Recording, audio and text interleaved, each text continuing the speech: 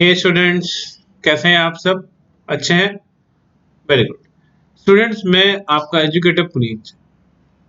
अब तक की हम देख रहे थे कि फंक्शन के अंदर बेसिक डेफिनेशन क्या है और हमने कुछ बहुत एलिमेंट्री फंक्शन के बारे में बात करी, जैसे कि पॉलिनोमियल यानी कि बहुपद। आज हम बात करेंगे कुछ अलग तरह के फलनों के बारे में। ठीक है, इसमें अलजेब्रिक यानी कि बीजगणितीय फलन, ठीक है, रैशनल यानी कि परिमेय फलन, ट्रिग्नोमेट्री यानी कि त्रिकोणमितीय फलन, और साथ में बात करेंगे ट्रांसेंडेंटल फलन की। सबसे पहले जो बात करते हैं अलजेब्रिक फंक्शन यानी कि बीजगणितीय फलन क्या होता है। आप देखिए, यहाँ पे आपके सामने कुछ एग्जांपल्स लिखे हुए हैं। Under root X square plus one, फिर ये जी एक्स लिखा हुआ है, पूरा आप फंक्शन देख सकते हैं यहाँ से आते हैं। ये क्या लिखा हुआ है? जी एक्स। तो अलजेब्रिक फंक्शन होता क्या है? देखिए, मान लीजिए आपके पास एक फलन लिखा हुआ है एफ एक्स। ठीक है, आपने एफ एक्स को लिख लिया एक्स प्लस वन। ठीक है, अब एल्जेब्रिक फंक्शन क्या होगा? मैंने वन बाय एफ एक्स लिख दिया, तो ये भी एक एल्जेब्रिक फंक्शन है। मैंने अंडर रूट एफ एक्स कर दिया। ठीक है, और एक फलन ले लेता हूं मैं, जी एक्स। देखिए, ये क्या है? एक बहुपद है। ठीक है, मैंने यहाँ पे लिख दिया एक्स स्क्वायर, मैंने लिख दिया एफ एक्स। देखिएगा ध्यान से, मैंने यहाँ लिख दिया एफ एक्स प्लस माइनस जी एक्स। तो ये भी क्या है? एक एल्जेब्रिक फलन यानी कि बीजगणितीय फलन। किसी दो बहुपद को जोड़ने पे, घटाने पे, गुणा करने पे, या फिर भाग देने पे, या फिर घात एक बटा एन या उसकी घात एन लगाने पे जो फलन आएगा उसको हम क्या कहते हैं? बीजगणितीय फलन कहते हैं। आप देख सकते हैं यहाँ पे root X square plus one लिखा हुआ है। तो ये root X square plus one कैसे आएगा? एक फलन होगा बहुपद।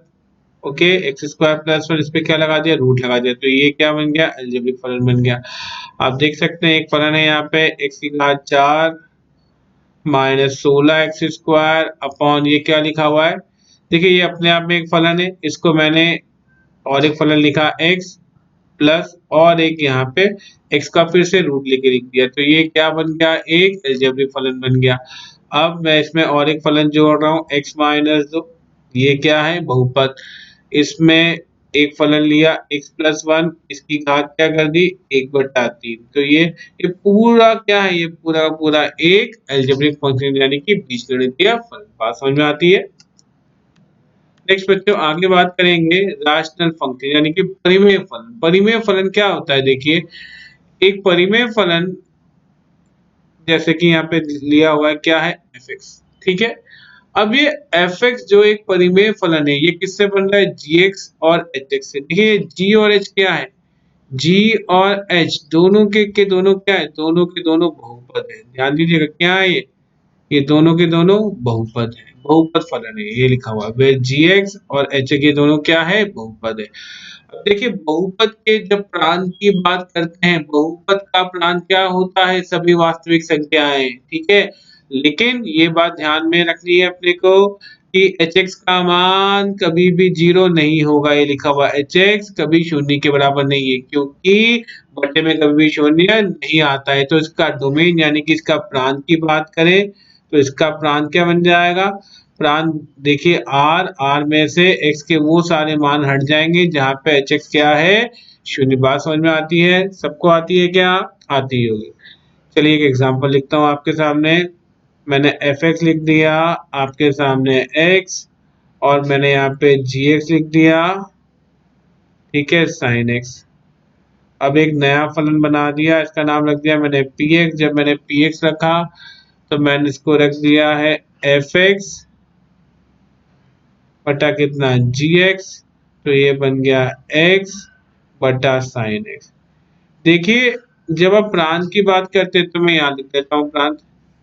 इसका प्रांत सभी वास्तविक संख्या है, इसका प्रांत भी सभी वास्तविक संख्या है। लेकिन क्या पीएक्स का प्रांत सभी वास्तविक संख्या है? बिल्कुल नहीं। तो पीएक्स का प्रांत क्या होगा? देखिए, पीएक्स के प्रांत के लिए हमें ध्यान देना पड़ेगा कि साइन एक्स का मान कभी भी शून्य नहीं होना चाहिए। साइन एक्स का मान शून्य कहाँ पे होता है? पाई के पूर्णांक गुणज पे। तो इसका मान क्या होगा? एन पाई के बराबर नहीं होगा। तो इसका प्रांत लिखें, इसका प्रांत क्या लिखेंगे? एक्स की, X belongs to R, minus N pi. ठीक है, यहाँ पे एन क्या है, पूर्णांक संख्या। देखिए हम यहाँ से देख सकते हैं कि पाई के पूर्णांक गुणज पे, जैसे कि पाई, 2 पाई, 3 पाई, माइनस 2 पाई, माइनस 3 पाई पर क्या होगा, साइन एक्स शून्य बन जाएगा, बटे में शून्य आ जाएगा, तो पीएक्स परिभाषित नहीं होगा, इसलिए इसका प्राण क्या है, आर माइनस एन पाई। बात करते हैं कुछ मूलभूत एल्जेब्रिक फंक्शन की, जिसके बारे में हमें मालूम होना चाहिए। तो y बराबर एक्स स्क्वायर, ठीक है, ये इसका ग्राफ देख रहे हैं आप, y बराबर एक्स स्क्वायर। मैं अभी हर एक चीज समझाने वाला हूँ आपको ढंग से। इसका डोमेन यानी कि प्रांत और रेंज यानी कि परिसर। तो डोमेन की बात कर रहे हैं, प्रांत की बात कर रहे हैं। यहाँ पे प्रांत क्या है, सभी वास्तविक संख्या, क्योंकि यहाँ पे आप x का कोई भी वास्तविक मान लेंगे और उसकी घात 2 करेंगे तो y का मान क्या आएगा, वास्तविक आएगा, तो इसका प्रांत क्या है, सभी वास्तविक संख्या। जब रेंज की बात करते हैं यहाँ पे बच्चों, ये रेंज क्या है, क्या कहते हैं रेंज को, परिसर।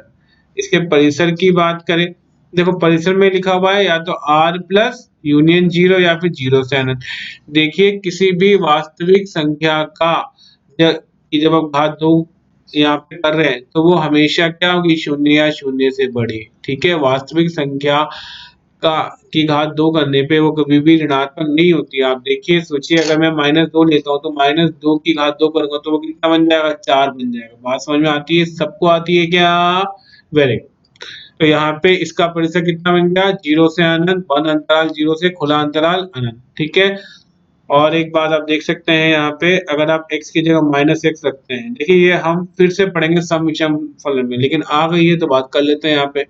जब x की जगह -x करते हैं तो y की बात करें, y क्या बन जाएगा, y बन रहा है, देखिएगा ध्यान से, -x का वर्ग, तो ये कितना बन गया, एक्स स्क्वायर। ठीक है, इसका मतलब जैसा ग्राफ x के मान धनात्मक के लिए होगा, वैसा ही ग्राफ किसके लिए होगा, x लेस देन 0 के लिए भी होगा। तो आप देख सकते हैं ये रहा ग्राफ आपके सामने। ठीक है, ये किसका ग्राफ है, y बराबर एक्स स्क्वायर। नेक्स्ट हम बात करेंगे बच्चों y बराबर 1/x। जब मुझसे कोई y बराबर 1/x की बात करते हैं तो डोमेन की बात करते हैं, प्रांत। देखिए जब डोमेन यानी कि प्रांत की बात कर रहे हैं तो हमें यहाँ पे इस बात का स्पेशल ध्यान देना है कि बटे में अगर कुछ लिखा हुआ है तो वो कभी शून्य नहीं होगा, तो इसका मतलब यहाँ से x का मान शून्य नहीं होगा। आप देख सकते हैं प्रांत में क्या आ गया, r-0, इसको हम कैसे लिख सकते हैं, r0 से भी लिख सकते हैं। ठीक है, इसके रेंज की बात करें, देखिए जब प्रांत निकालना होगा, ठीक है, ध्यान से सुनिएगा मेरी बात को, जब प्रांत निकालना है तो y को x के रूप में लिखिए। क्या, प्रांत निकालने के लिए y को x के रूप में लिखिए, और जब परिसर निकालना है तो x को y के रूप में लिखिए। परिसर की बात कर रहे हैं तो x को y के रूप में लिखेंगे, ये कितना बन जाएगा, 1/y बन जाएगा। तो इसकी आप क्या कहेंगे, y का मान शून्य नहीं होगा। तो ये देखिए आप, ये क्या आ गया आपका परिसर, ये लिखा हुआ कितना आ रहा है, परिसर आ गया आपके r-0। क्या बात समझ में आती है क्या, वेरी गुड। अब देखिए ग्राफ की बात करें, थोड़ी देर के लिए हम x और y को एक साथ लिख देते हैं तो ये क्या बन जाएगा, xy बराबर 1। देखिए 1 क्या है, धनात्मक।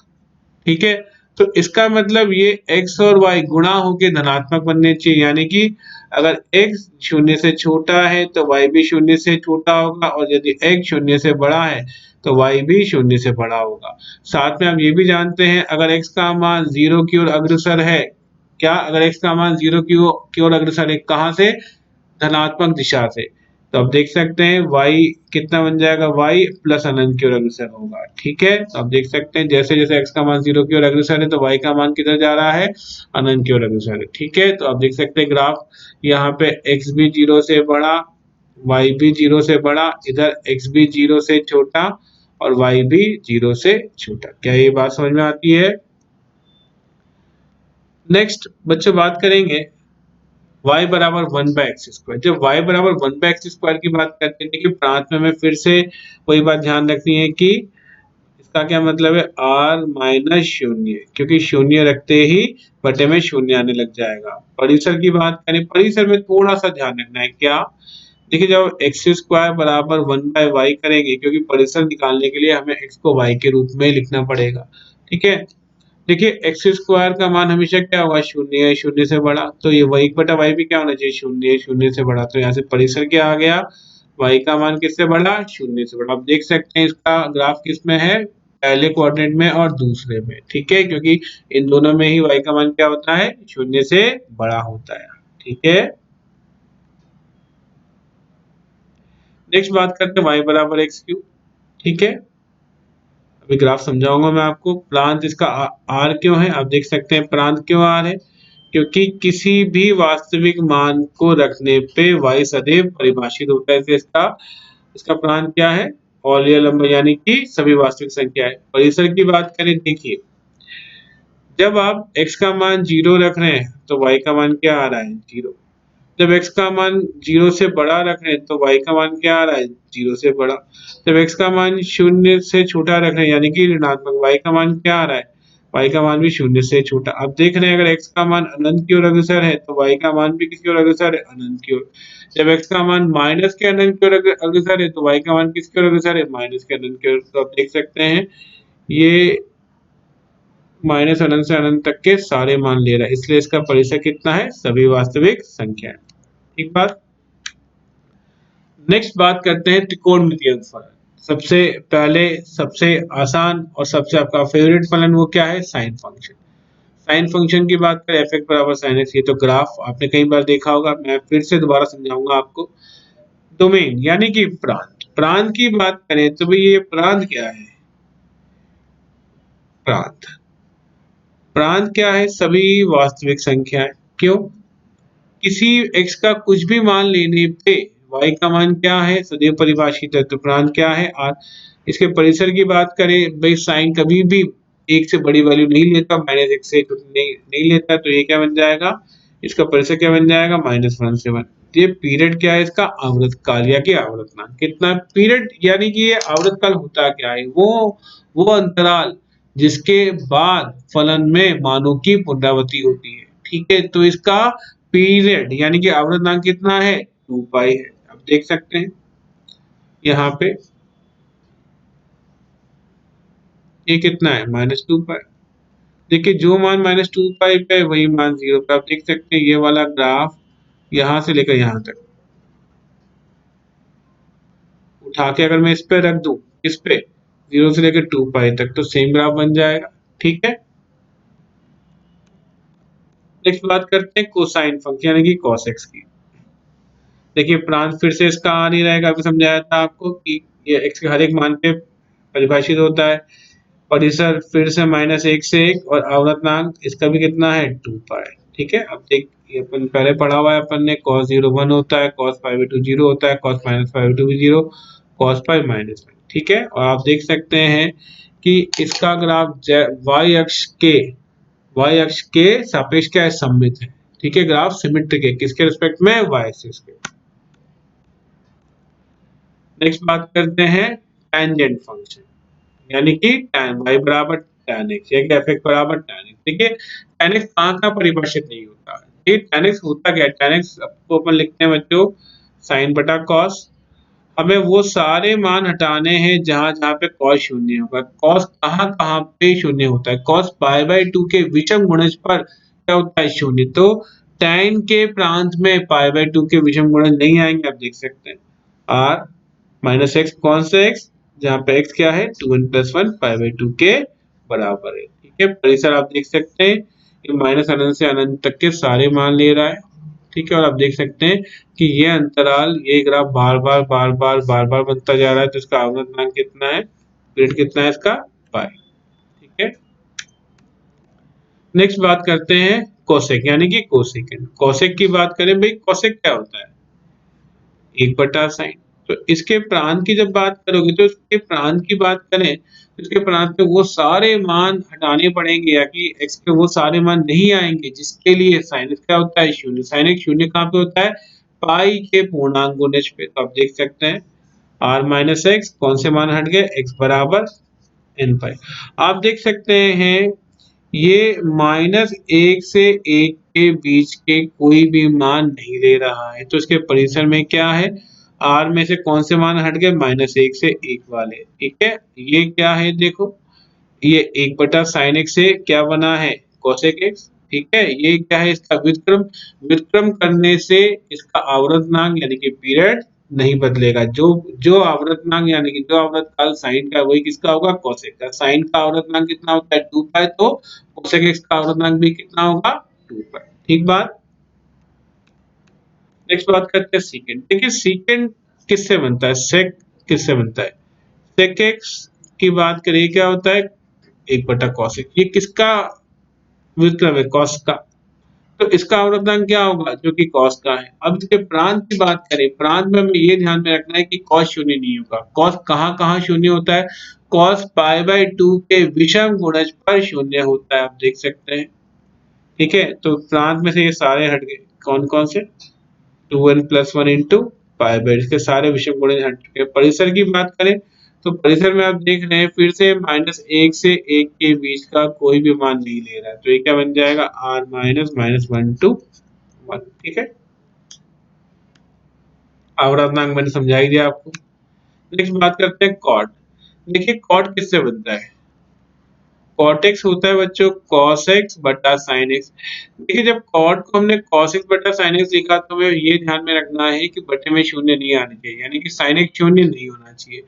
तो sin x अगर शून्य नहीं होगा तो इसके प्रांत में x के वो सारे मान हट जाएंगे जहाँ पे sin x शून्य, तो ये कितना आ गया x इक्वल्स टू n पाई, ये सारे मान हट गए जब x का मान कितना है n पाई, जब n क्या है पूर्णांक संख्या, क्योंकि ये रखते साइन क्या बनता जाएगा शून्य बनता जाएगा। देखिए परिसर की बात करें ये सारे मान ले रहा है, आप देखिए यहाँ से यहाँ तक, तो इसका परिसर क्या है -अनंत से अनंत, ये क्या लिखा हुआ है r।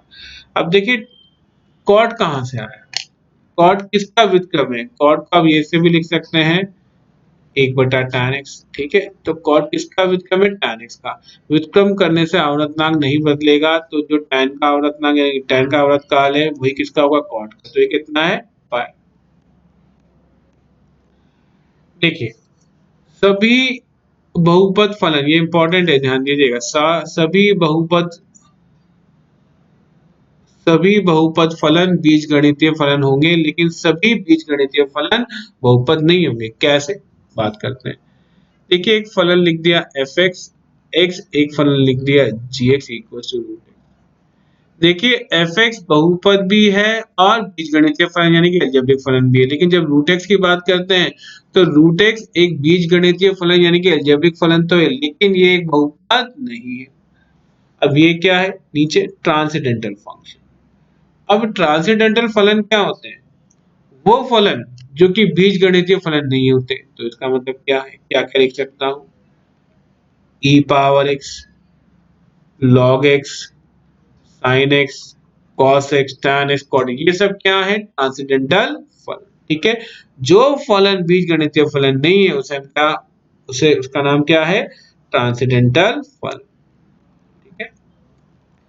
थोड़ा सा सवाल लेके देखते हैं। एक बहुपद फलन दिया हुआ है एफ एक्स जो कि इस कंडीशन को सेटिस्फाई करता है, क्या कंडीशन है आपके पास, देखिए f x into f one by x equal to f x plus f one by x, जहाँ पे एफ चार का मान कितना है 65, ठीक है। अब ऐसा है फलन निकालना है, ठीक है। हमने जब बहुपद पढ़ा था तो हमने पढ़ा था इस कंडीशन को सेटिस्फाई करने वाले, इस कंडीशन को सेटिस्फाई करने वाले दो फलन संभव है, कौन कौन से मैं लिख रहा हूँ, 1 प्लस माइनस एक्स पावर।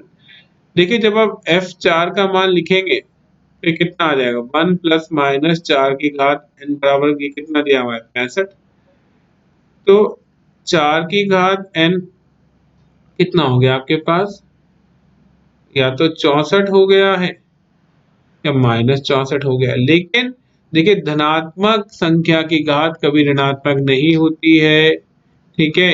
तो ये नहीं होगा, यहाँ से n का मान कितना आ गया, n का मान 3 आ गया, तो फलन क्या बन गया है आपके पास, फलन एफ एक्स बन चुका है 1 प्लस एक्स की घात 3।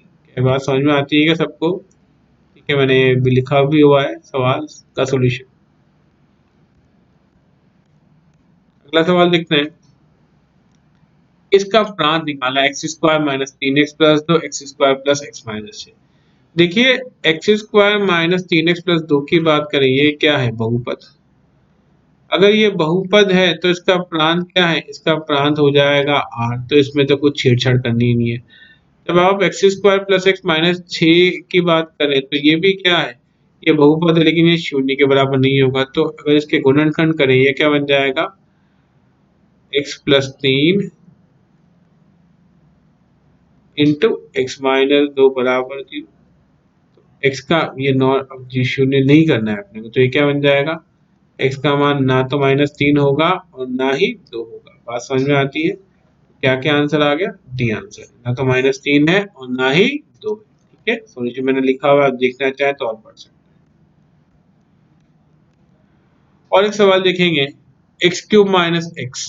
पहली बात तो ये फलन कौन सा है, क्या ये बहुपद है, हाँ या ना, सोचिए जल्दी। बहुपद नहीं है। क्या ये बीजगणितीय फलन है, हाँ ये बिल्कुल एक बीजगणितीय फलन है। क्यों, क्योंकि इसमें दो बहुपद लिखे हुए हैं, पहला एक, ये भी बहुपद है, और एक्स क्यूब माइनस। क्या ये परिमेय फलन है, हाँ ये एक परिमेय फलन भी है, ये एक बीजगणितीय फलन भी है, एक परिमेय फलन भी है, लेकिन ये बहुपद नहीं है। अब इसमें आप इसके प्रांत की बात करें तो एक्स क्यूब माइनस एक्स का मान शून्य नहीं होगा, तो ये कितना बन जाएगा, x, x plus 1, x minus 1 का मान शून्य नहीं होगा।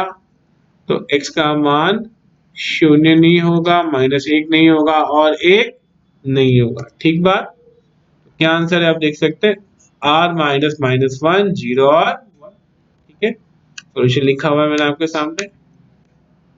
अगला सवाल देखते हैं, x की घात 12 माइनस एक्स की घात 9 प्लस एक्स की घात 4 माइनस एक्स प्लस 1।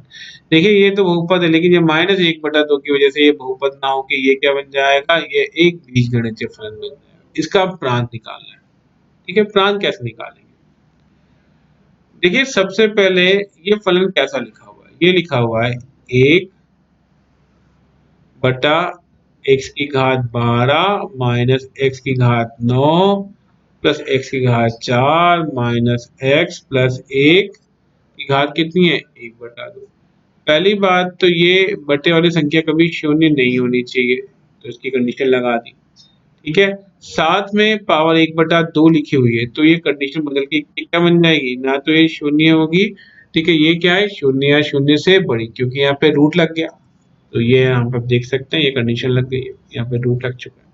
अब आगे बात करते हैं, देखिए जब x का मान शून्य से छोटा है, ध्यान दीजिएगा, जब x का मान शून्य से छोटा है तब x की घात 12 शून्य से बड़ा माइनस एक्स की घात 9 शून्य से बड़ा, क्योंकि एक्स की घात 9 ऋणात्मक है, माइनस चिन्ह की वजह से ये क्या बन जाएगा, धनात्मक।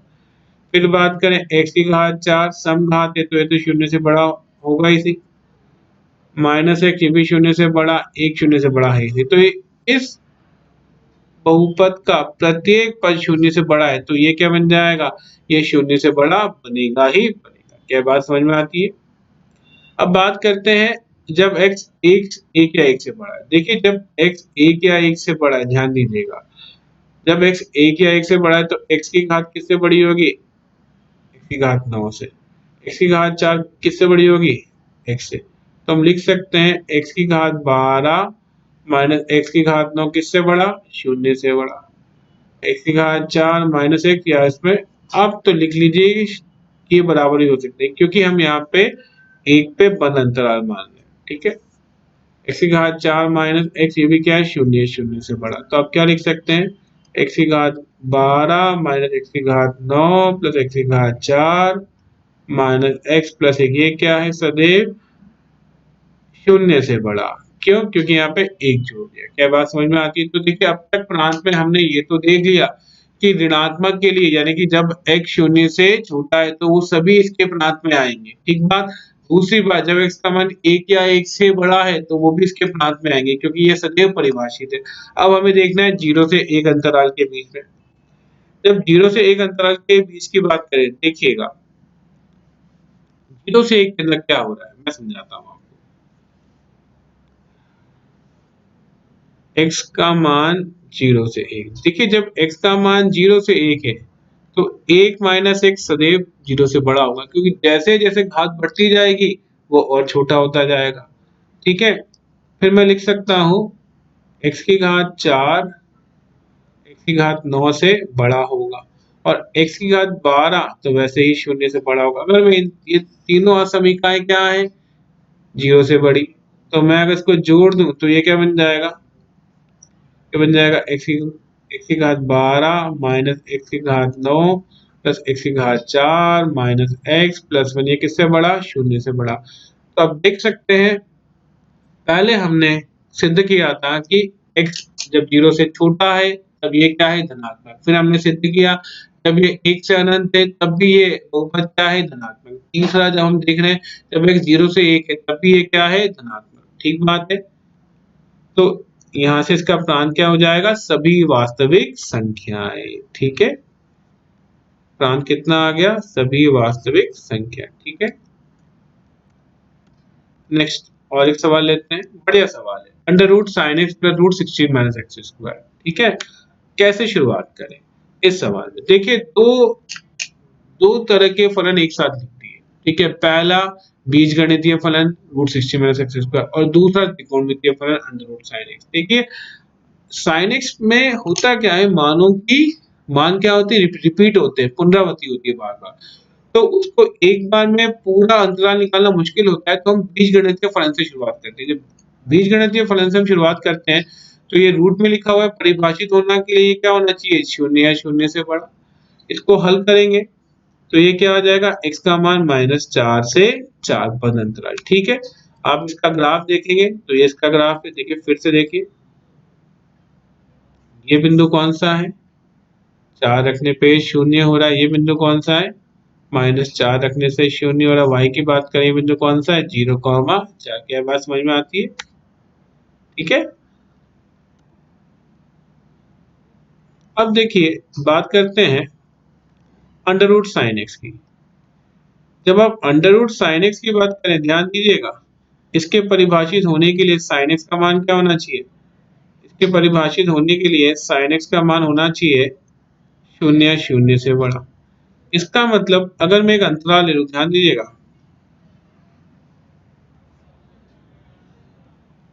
मैंने ले लिया 0, मैं सिर्फ 0 से 2 पाई देख रहा हूँ, पाई/2 पाई 3 पाई/2 और ये फिर से 2 पाई। ये चल जाएगा, ये चल जाएगा, ये दोनों नहीं चलेंगे। यानी कि अंतराल की बात करूं तो 0 से पाई चल जाएगा, पाई से 2 पाई नहीं चलेगा, 2 पाई से 3 पाई फिर से चल जाएगा। तो मैं देख रहा हूं कि समगुणज ये चल जाएगा, ये नहीं चलेगा और ये चल जाएगा। पाई के समगुणज से पाई के विषम गुणज तक जाऊंगा तो ये अंतराल, इस अंतराल में साइन क्या होगा, शून्य शून्य से बड़ा। 0 से पाई, अगर मैं आपसे पूछूं क्या 400 पाई से 401 पाई चल जाएगा, बिल्कुल चल जाएगा। क्यों, क्योंकि ये समगुणज से विषम गुणज की तरफ जा रहा है। ठीक है, आगे और बात करते हैं। साइन है कि मैंने समझा ही दिया आपको। देखिए यही चीज समझा रहा था मैं आपको, 2n पाई से 2n प्लस 1 पाई समगुणज से विषम गुणज की तरफ। 0 से पाई ये चल रहा है अपने पास, फिर 2 पाई से 3 पाई, ऐसे माइनस पाई से -2 पाई से माइनस पाई और -4 पाई से -3 पाई। क्या है, मेरी बातें समझ में आ रही है आपको, आ रही होंगी। Very good. देखिए सवाल को हमने दो टुकड़ों में हल कर लिया। पहला बीजगणितीय -4 से 4 और दूसरा क्या है, साइन एक्स। ठीक है, अब इन दोनों को एक साथ इसका हल लिखना है। इसका हल कैसे करेंगे ये समझने वाली बात है। इसका हल लिखने के लिए देखो, बात समझिएगा, अपने को इन दोनों को एक साथ देखना है। 2n पाई से 2n प्लस 1 पाई और दूसरा -4 से 4। ठीक है, देखिए इस नंबर लाइन की बात करें, ये तो मैंने प्रीवियस जो बनाए थे वही यहाँ पे लिख दिए। ठीक है, अब ये -4 से -पाई यूनियन 0 से, ये मैं समझाता हूँ आपको। देखिए हो क्या रहा है, ध्यान से समझिए मेरी बात। -4 ये 4। ठीक है, यहाँ कहीं पे 0 मान लेते हैं। पाई का मान 3.14 होता है, ये -पाई बन जाएगा। ठीक है, फिर 2 पाई यहाँ कहीं पे आएगा। देखिए हमें 0 से पाई तक ही जाना है, उससे आगे नहीं जाना। क्या बात आपको समझ में आती है क्या, सबको आती है। सिर्फ हमें 0 से पाई तक जाना है, उसके उसके आगे नहीं जाना। जब हम 0 से पाई, क्यों, क्योंकि 0 से पाई में ही साइन क्या है, शून्य शून्य से बड़ा। और हमें ये ध्यान में रखना है 4 से आगे नहीं जाना है। तो जब इसकी बात करें तो 0 से पाई, ये लीजिए, ठीक है। अब 0 से पाई के बाद जब आप बात करते हैं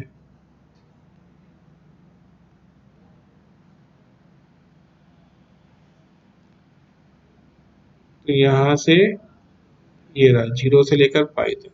देखिए माइनस पाई से 0 में आप देख रहे हैं यहाँ पे माइनस पाई से 0 में साइन क्या है, साइन परिभाषित नहीं होगा जब उसको रूट में लिख देंगे। तो आप देख रहे हैं हम सिर्फ माइनस पाई से कहाँ तक जा रहे हैं, -4 तक। वैसे हमें -2 पाई तक जाना चाहिए, लेकिन बीज गणितीय फलन के लिए -4 से 4 होगा, तो हम कहाँ रुक जाएंगे, -4 पे। तो इसका अगर हम आंसर लिखे तो आंसर क्या बन जाएगा, -4 से माइनस पाई यूनियन 0 से पाई। ये क्या है इसका फलन। क्या बात समझ में आती है ढंग से, ठीक बात है। और एक सवाल देखेंगे बच्चों, इसका fx बराबर एक्स स्क्वायर बटा 1 प्लस एक्स स्क्वायर, इसका क्या निकालना है अपने को, इसका परिसर निकालना है। इसका परिसर निकालने के लिए देखो क्या करेंगे हम, ये आंसर से देखो परिसर निकालने के लिए आप क्या कीजिएगा, y बराबर एक्स स्क्वायर बटा 1 प्लस एक्स स्क्वायर मान लिया। क्या करें, x को y के रूप में लिखने की कोशिश करते हैं, तो y plus x square y बराबर एक्स स्क्वायर। बच्चों ये क्या बन जाएगा, y बराबर एक्स स्क्वायर बट इंटू 1 - 5। तो एक्स स्क्वायर कितना बन गया, एक्स स्क्वायर बन गया आपके पास y बटा 1 - 5, ठीक है। तो यहाँ लिख देता हूं मैं एक्स स्क्वायर बराबर y बटा 1 - 5। देखिए एक्स स्क्वायर क्या होगा, सदैव शून्य शून्य से बड़ा, तो y बटा 1 - 5 भी क्या होना चाहिए, शून्य से बड़ा। इसका मतलब y का मान क्या होना चाहिए, 0 से 1, ठीक है। तो कौन सा आंसर है, डी आंसर। क्या बात समझ में आती है सबको, ठीक है। मैंने ऐसे ही आपके लिए सवाल एक तरीका और सोचा था, बता देता हूँ, ठीक है। सवाल देख लेते हैं क्या तरीका, y बराबर, तो ये क्या बन गया, y बराबर एक्स स्क्वायर बटा 1 प्लस एक्स स्क्वायर। तो ये क्या बन गया, y plus y x square बराबर एक्स स्क्वायर। तो ये क्या बन जाएगा, y -1 इंटू एक्स स्क्वायर, ठीक है। कितना बन गया, -5, ठीक है। आप देख सकते हैं y -1 into x square, okay. यहाँ पे एक्स ये एक्स स्क्वायर आ गया, y -1 इंटू, तो ठीक कर देते हैं थोड़ा सा, y -1 इंटू एक्स स्क्वायर।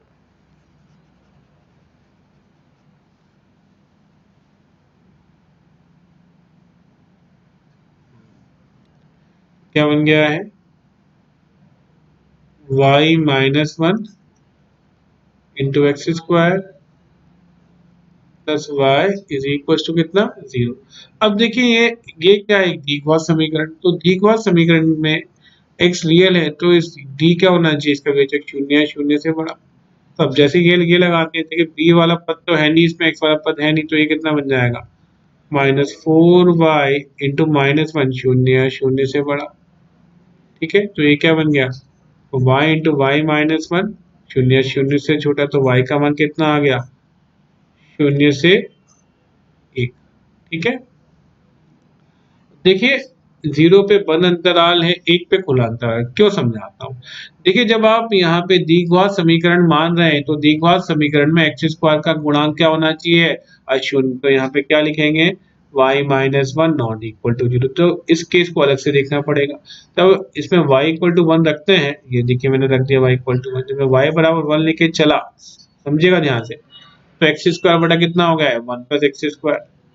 इसको हल करेंगे तो ये कितना आ जाएगा, 1 बराबर 0, जो कि संभव नहीं है। अगर ये संभव नहीं है तो y का मान कभी भी 1 नहीं होगा। तो इसका परिसर क्या हो गया फिर, y का मान बंद अंतराल 0 से खुला अंतराल 1। देखिए आंसर सेम ही है, बस तरीका थोड़ा सा अलग अलग, ठीक बात है। तो बच्चों ये था एक छोटा सा टाइप्स ऑफ फंक्शन के ऊपर कि फलन के क्या क्या विभिन्न प्रकार होते हैं।